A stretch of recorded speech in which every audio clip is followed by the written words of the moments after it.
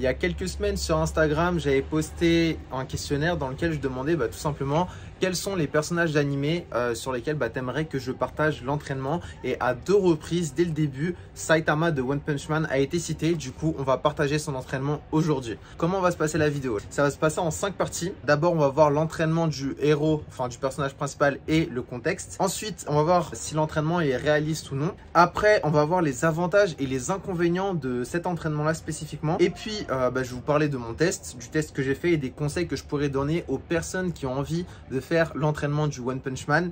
Et à la fin, la petite conclusion avec mon avis, et je donnerai une petite note à cet entraînement qui est quand même plutôt pas mal. Déjà, on va situer l'entraînement et le contexte. Donc le contexte, il est simple. Pour ceux qui n'ont pas vu One Punch Man, allez regarder, c'est super, ok. Il y a les scans en plus, bon, je les regarde pas en ce moment parce que là, je suis très focus boulot. Mais voilà, les 2 saisons qui sont sorties, elles sont juste excellentes. Les scènes, elles sont bien foutues et tout, donc allez le voir. Sans trop vous spoiler, d'accord. Je vous dis le contexte. Donc One Punch Man, pourquoi ce nom-là? Parce que Saitama, le personnage principal, il est capable de détruire ses ennemis avec un seul coup de poing, ok. Il est super fort, le mec il est super balèze, il se bat contre des monstres hyper grands, enfin bref, des ennemis t'as peur mon gars.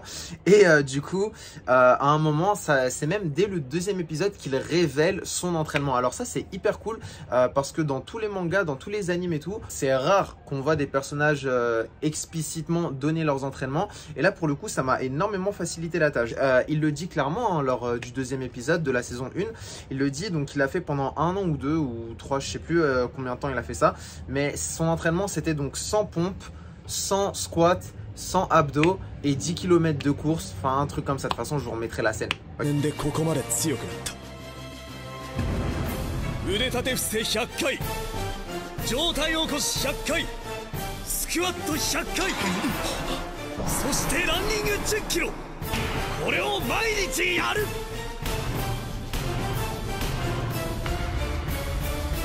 Maintenant qu'on sait quel type d'entraînement est-ce qu'il utilise, est-ce que son entraînement est réaliste ou non? Je vais donner mon avis. Après, ça ne tient qu'à moi, hein. Tout le monde ne peut pas être d'accord, mais oui et non, ok. Alors oui, parce que cet entraînement-là, on peut le faire, dans le sens faire 100 pompes, 100 squats, 100 abdos et 10 km de course. Bon, après tous les jours, voilà, là je vais y revenir plus tard lorsque je te parlerai de mon test. Mais oui, clairement, ouais, on peut le faire. Pour moi, c'est un entraînement qui est totalement réalisable. Après, non, c'est pas non plus réaliste à 100%. Pourquoi? Parce que clairement, c'est pas cet entraînement-là qui va te permettre d'abattre tous tes ennemis et tous les méchants que tu vas rencontrer avec un seul coup de poing, tu vois. Genre, vu que je fais de la boxe aussi à côté, je te le dis clairement, c'est pas cet entraînement-là qui va m'aider à défoncer tous mes sparring partenaires avec une seule patate. Tu vois ce que je veux dire? Après, il reste quand même un point sur lequel je trouve que l'entraînement il est plutôt réaliste, c'est que sur le plan physique, quand tu regardes le corps du personnage principal de Saitama, donc comment est-ce qu'il est constitué et tout, je trouve que c'est plutôt bien représentatif. Pourquoi? Et que c'est assez cohérent en fait, parce que les muscles qui sont principalement sollicités sont mis en avant, enfin sont mis en valeur dans le manga, hein. Tu vois le personnage, voilà, il a les muscles qui sont développés lorsqu'il fait ces exercices-là.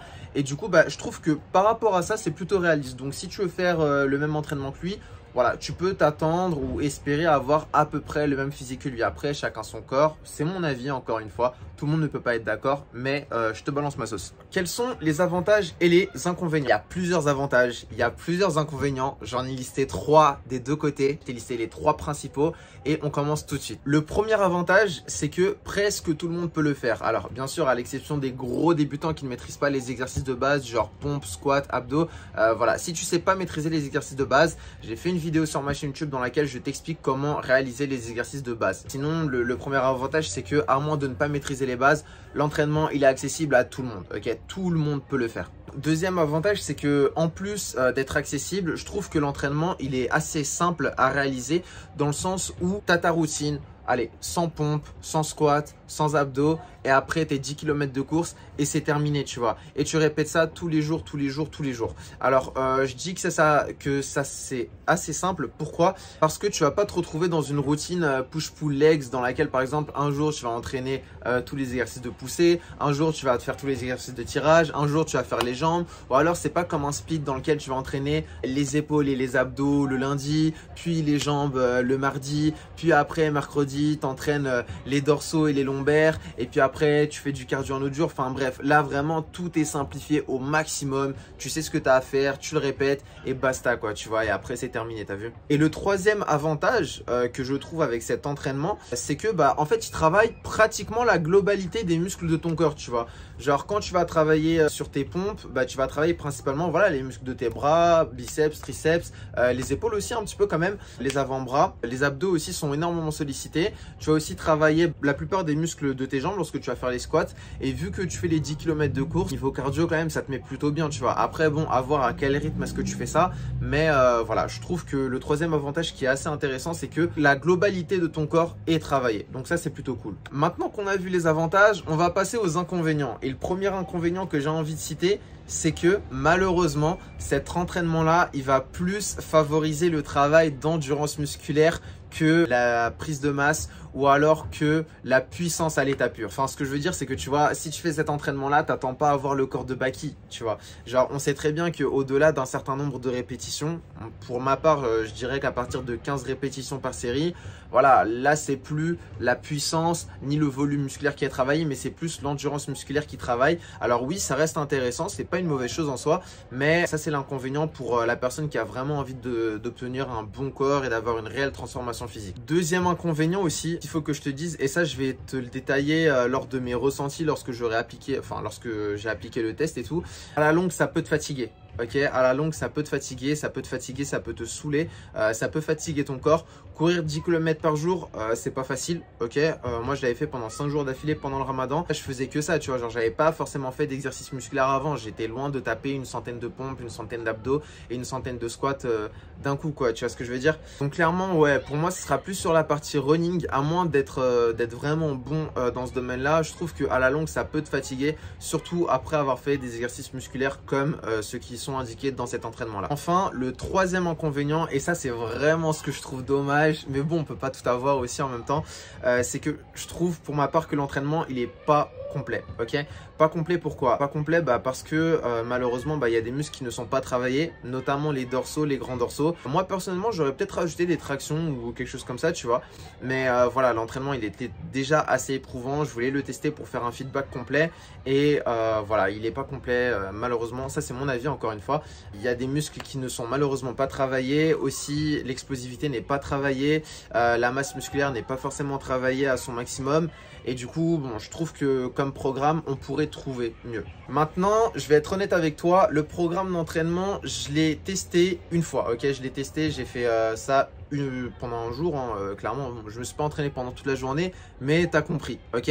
Je vais dire tous mes ressentis de A à Z, je vais être cru avec toi, je vais dire toute la vérité. Honnêtement, ça bosse. Ok, vraiment ça bosse, même si ça travaille l'endurance musculaire, même si ça travaille pas forcément l'explosivité, même si ça travaille pas forcément, voilà, il n'y a pas de hit training, genre tu vas pas être essoufflé très rapidement, mais clairement, je vais être honnête avec toi, ça tue, ok. Les 100 pompes, j'arrive pas à les enchaîner encore d'un coup, ok, j'ai pas réussi à les enchaîner d'un coup, contrairement aux squats et aux abdos que ça j'arrive à faire et tout. Et aussi pour les 10 km de course, il y a eu plein de moments là où j'ai dû faire pause, marcher un petit peu pour récupérer et après me relancer. Deuxième chose aussi qu'il faut que tu saches par rapport à mes ressentis lorsque j'ai fait cet entraînement, c'est que après bon, ça peut être dû à un entraînement que j'ai fait avant ou à un mauvais échauffement ou quoi, tu vois. J'ai ressenti lorsque j'ai commencé à courir mes 10 km, voilà, j'ai commencé à ressentir une légère douleur au niveau de la cheville gauche.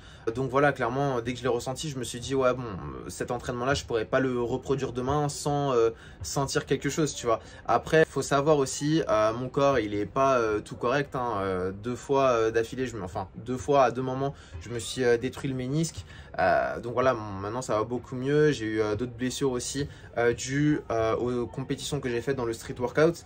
Mais voilà, clairement j'ai ressenti une grosse douleur principalement à la cheville gauche. Après je l'ai terminé quand même, mais je sais que voilà, si j'avais continué à la longue, ça se serait empiré probablement, tu vois. Par contre, le troisième truc que je peux te dire sur mes ressentis, c'est que vraiment j'ai beaucoup sué. Pas énormément, genre je suis pas devenu une fontaine carrément, mais franchement ça m'a beaucoup fait transpirer. Faut savoir qu'en tant qu'athlète, athlète, ayant préparé beaucoup de compétitions et tout, je suis arrivé à un niveau là où, sans vouloir me vanter ou quoi, hein, mais je suis arrivé à un niveau là où c'est rare qu'un entraînement me fasse transpirer. La plupart des entraînements que je vais faire avec des potes ou quoi, voilà, je vais ressentir la contraction musculaire, je vais ressentir un petit peu la douleur et tout, c'est ok, mais je vais pas transpirer des masses. Et là, pour le coup, cet entraînement là, tu vois, il m'a vraiment fait suer. Donc ça, je trouve que c'était une bonne chose. Je pense que je m'étais bien dépensé grâce à cet entraînement et clairement, ouais, je pense que ça peut être cool pour beaucoup de personnes, tu vois. Maintenant que je t'ai partagé mes ressentis liés au test, je vais te donner quelques petits conseils pour que tu puisses l'appliquer correctement. Premier conseil, pour éviter de te blesser, ça va être tout simplement de bien t'échauffer et de bien t'étirer en début de séance, d'accord? N'y va pas à la one again, genre comme ça, direct,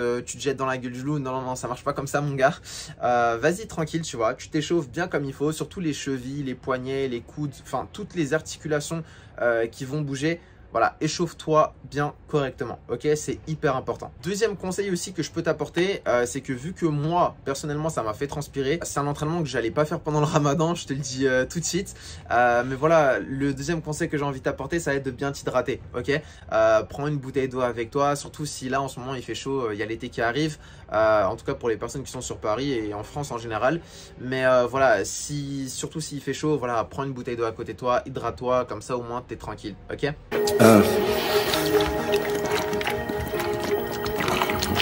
Le Dorlo, dans 20-30 ans, il n'y en aura plus. Troisième conseil, et ça rejoint ce que j'avais dit aussi par rapport à mes ressentis, c'est d'avoir un corps un minimum reposé et de maîtriser un minimum aussi les bases, tu vois. Genre, si tu n'es pas capable de faire au moins une vingtaine de pompes, clairement, oublie cet entraînement-là, tu vois. Enfin, du moins, mets-le sur le côté pour l'instant et après, une fois que tu auras atteint le niveau, enfin, une fois que tu seras mieux, tu vois, que tu auras maîtrisé les exercices de base, là, tu feras l'entraînement du One Punch Man pour tester, pour t'amuser ou alors pour le faire sur une certaine durée. Tu fais comme tu veux, ok? Mais voilà, ce que je voulais dire surtout, c'était que avant de le faire, repose-toi au moins un jour ou deux, ok, histoire d'être vraiment en forme lorsque tu le feras. Quatrième conseil que je vais te donner, ça va être de prendre ton temps. Qu'est-ce que je veux dire par là? En fait, tu vois, par exemple, lorsque tu vas faire tes pompes ou lorsque tu vas faire tes squats et tout, ou même lorsque tu vas courir, je te l'ai dit clairement, j'ai été honnête avec toi, il y a des moments où je me suis reposé 2-3 secondes avant de continuer. Tu vois ce que je veux dire? Et ben moi, c'est ce que je te conseille de faire, ok? Te mets pas forcément de pression ou quoi. Après, bon, le but, ouais, c'est de tout enchaîner le plus vite possible et tout, bien sûr, tu vois. Mais voilà, prends ton temps, concentre-toi sur la qualité avant la quantité. Cherche plutôt à bien respecter chaque mouvement que tu vas faire. Comme ça, au moins, tu es sûr de ne pas te blesser bêtement parce que tu as fait un faux geste ou quoi que ce soit, ok? Et cinquième conseil que je vais te partager, ça c'est pour ceux qui ont envie de le faire sur une durée plus ou moins longue, hein, bien sûr. Si ton corps commence à te faire des phases, t'évites, ok? Genre t'évites de le faire à la longue, d'accord? Genre tu te reposes 2-3 jours, après tu te relances parce que voilà, là dans le manga quand il te dit il l'a fait tous les jours pendant 1 an ou 2 ou 3, enfin je me rappelle plus de pendant combien de temps est-ce qu'il l'a fait.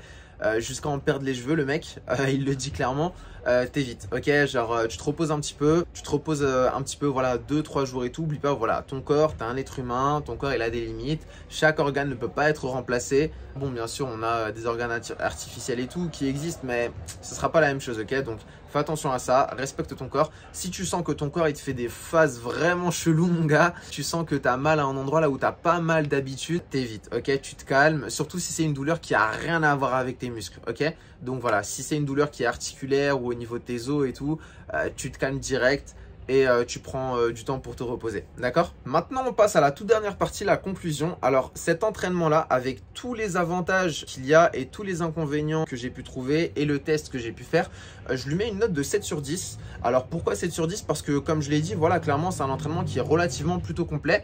Mais bon, après, je trouve que, ouais, on pourrait rajouter encore 2-3 trucs et faire quelques ajustements pour qu'il soit encore plus complet et qu'il travaille beaucoup plus la totalité des muscles du corps et tout.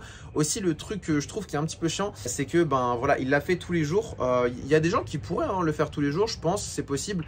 Mais après, voilà, je pense que le plus important aussi en musculation ou dans le workout ou en calisthenics ou en gymnastique ou autre, c'est surtout d'écouter son corps. Donc vraiment, quand il faut se reposer, les gars. D'accord? C'est comme ça que ça marche. N'oubliez pas, les Super Saiyans, ils deviennent plus forts après avoir reçu des blessures très très lourdes ou après s'être entraînés de manière intensive de fou.